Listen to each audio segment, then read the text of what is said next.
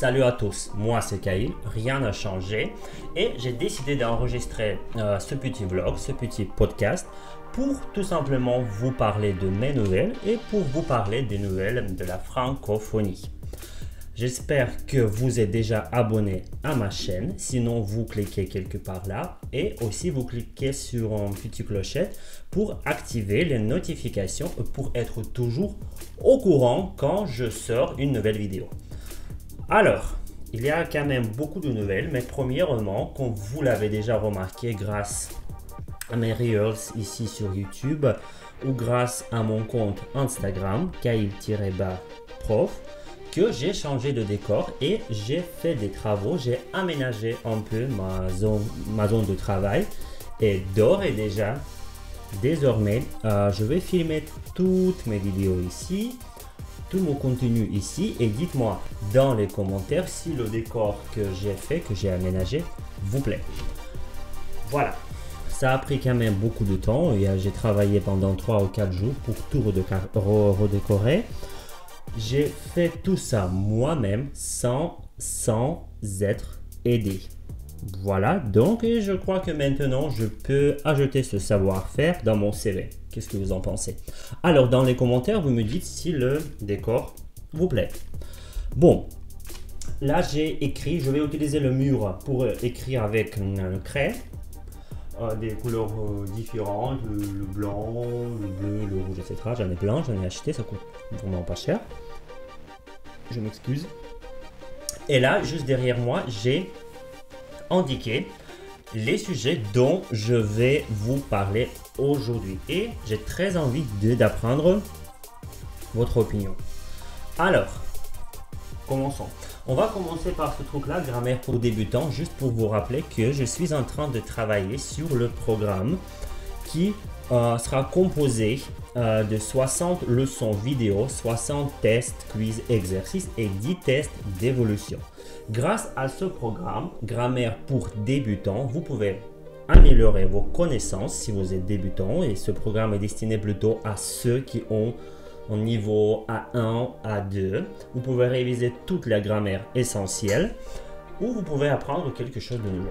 C'est super pratique, super cool. Le lien, je vais laisser dans la description. Si vous croyez que ce programme ne vous convient pas parce que vous parlez déjà assez bien français, n'hésitez pas à envoyer le lien à vos amis et je vous serai très reconnaissant. Comme on dit au Régis Rostenu, je vous saurai gré. Voilà, merci. Ensuite, encore une nouvelle personnelle.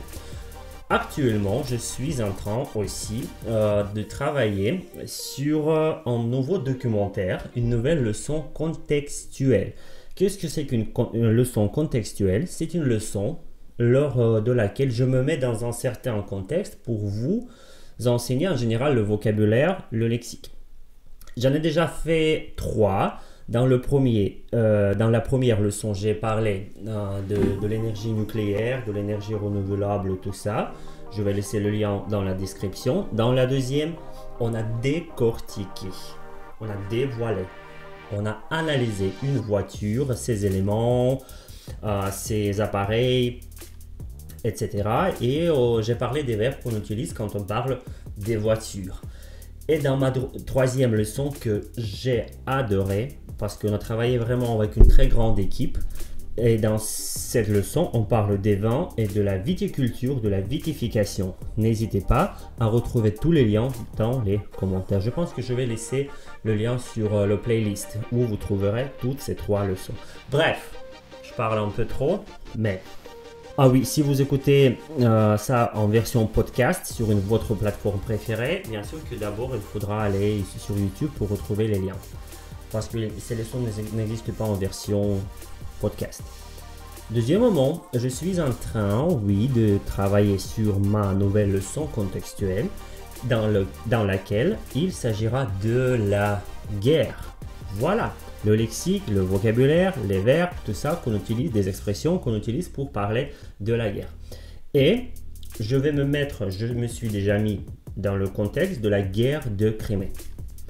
Ici, je vais remercier... il y en avait encore 6. Ok, je vais remercier mes abonnés qui ont décidé de me soutenir et qui ont sponsorisé la création de ce documentaire. Si toi aussi tu veux devenir un sponsor, tu veux obtenir une belle carte postale avec les vues, avec les tableaux qui représentent la bataille de la guerre de Crimée, soit tu deviens un abonné sponsorisé de la chaîne YouTube, soit tu m'envoies une petite donation. Comment faire? Tu m'écris un message direct et je vous explique. Alors, comme ça, tu recevras une très belle carte postale et, deuxièmement, ton nom apparaîtra dans le générique du documentaire.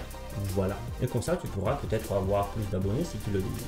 Encore une fois, les cartes postales, elles sont voilà.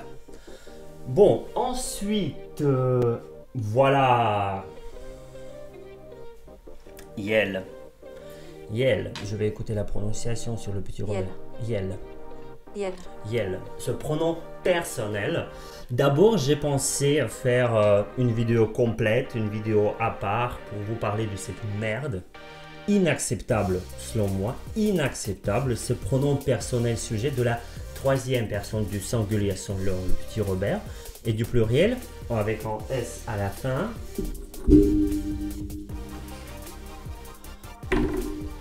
Employé pour évoquer une personne, quel que soit son genre. Voilà. L'usage du pronom yel dans la communication inclusive. On écrit aussi autrement.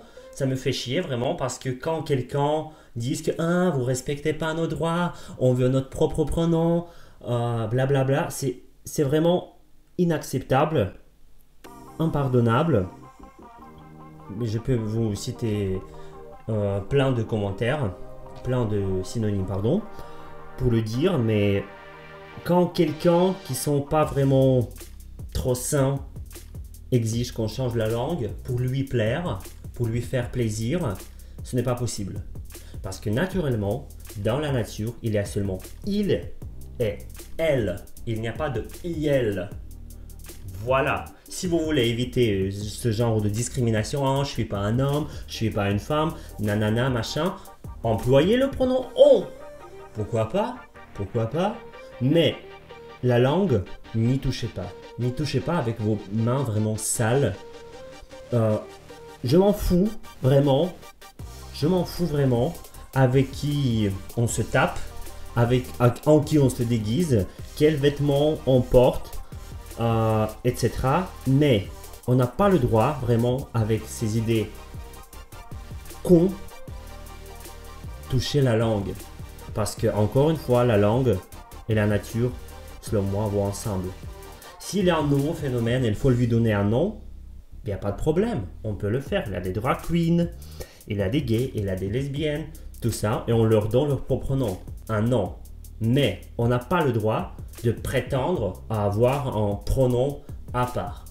Donc cette idée, ça me rend furax, ça me rend furieux, ça me dégoûte.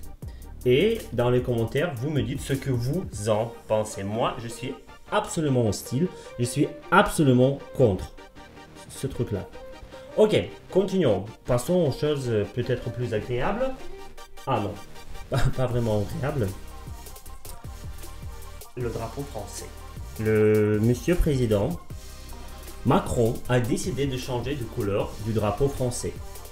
Étiez-vous déjà peut-être au courant? Vous me le dites dans les commentaires. Bref, le bleu, qui était plutôt le bleu ciel, le bleu ciel est devenu plus foncé pour correspondre aux couleurs, à la couleur du drapeau européen. Donc on fait un truc vraiment stupide pour plaire à l'Europe, à l'Union européenne. Mais c'est où l'indépendance de la France? Pour moi, la France doit rester un pays souverain et indépendant. Il n'y a pas de place pour ce genre de bêtises quand on change de couleur. Peut-être qu'il faut changer aussi le rouge pour correspondre à la couleur rouge du drapeau, je sais pas, polonais. On change aussi le blanc ou on y ajoute du jaune peut-être parce qu'il n'y a pas de couleur jaune, mais il y a la couleur jaune sur le drapeau européen. Il n'y en a pas sur le drapeau français, donc il faut en ajouter un. C'est vraiment dingue, encore une fois. Peut-être que j'exagère avec cet adjectif, mais pour moi, ça reste toujours inacceptable. Tout aussi inacceptable comme l'emploi de ce pronom IL, qui est, heureusement, pour le moment, indiqué rare dans le dictionnaire. Mais ce qui est vraiment triste, ce qui est vraiment dégoûtant, oui, encore une fois, inadmissible, c'est que ce nom de merde est entré dans le dictionnaire. Bon, on va plus en parler. Bon, ok, on va finir. C'était toutes les nouvelles que j'ai voulu partager avec vous. Demain, je vais partir continuer mon tournage du documentaire. Donc, les cartes postales, n'hésitez pas à m'écrire pour en obtenir une. Mettez-moi j'aime si la vidéo vous a plu. Ou si le podcast vous a plu, si vous l'avez écouté en version podcast. Et dites-moi ce que vous pensez de ces nouvelles. Qu'est-ce qui vous surprend? Qu'est-ce qui vous étonne? Qu'est-ce qui vous est égal? Etc. Merci encore une fois et abonnez à la chaîne si vous n'y êtes pas encore abonné.